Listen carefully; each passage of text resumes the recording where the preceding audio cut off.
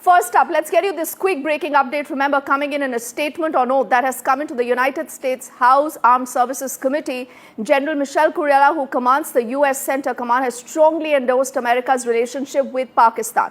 So you should be surprised. These are also details that are flashing on your screens, that ties with India cannot cost the Pakistani ties.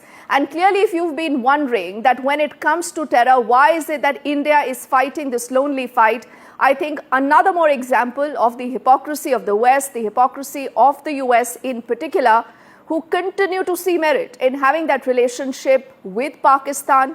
Significantly, when it comes for New Delhi, the same gentleman says, and allow me to quote, that we have to have a relationship with Pakistan and with India. I do not believe it to be a binary switch, that we can't have one with Pakistan if we have a relationship with India. We should look at the merits of the relationship for the positives that it has, unquote.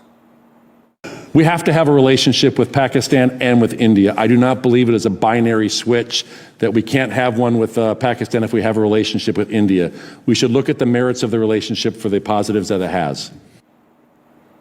So let's make sense of this comment. We'll have our colleague Vishnu up on our screens in just a moment, who's been able to pick up that entire statement. And Vishnu, please explain to us the context, the ramifications, and whether this was, ever even doubted. The US obviously looking at its own interests. No, that's absolutely right. The US looking at its interests. And I think the message over here is that India needs to continue fighting terrorism and our concerns all alone. The US is an important strategic partner, but at the end of the day, the US will protect its own interests. Now, this general in question is the top US Central Command commander. And what he said is that Pakistan has had a phenomenal role in helping the United States fighting the ISIS-K, the ISIS Khorasan.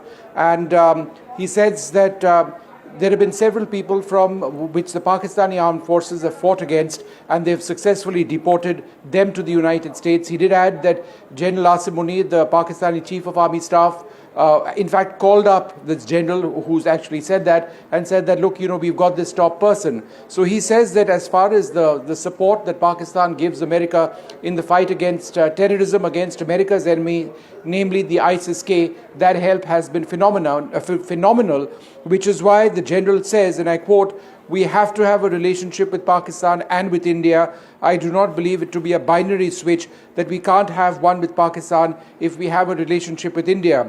We should look at the merits of the relationship for the positives that it has." Now, this is a statement which might have, a resonance over here in New Delhi. People would be concerned because India has always been absolutely clear in our position that there is only one fight. Either you're with us in the battle against terrorism or you are against us. But the US obviously has its own concerns as far as terrorism are concerned. But this is something that New Delhi would clearly be looking at very closely, because this was a statement on oath to the US House Services Committee.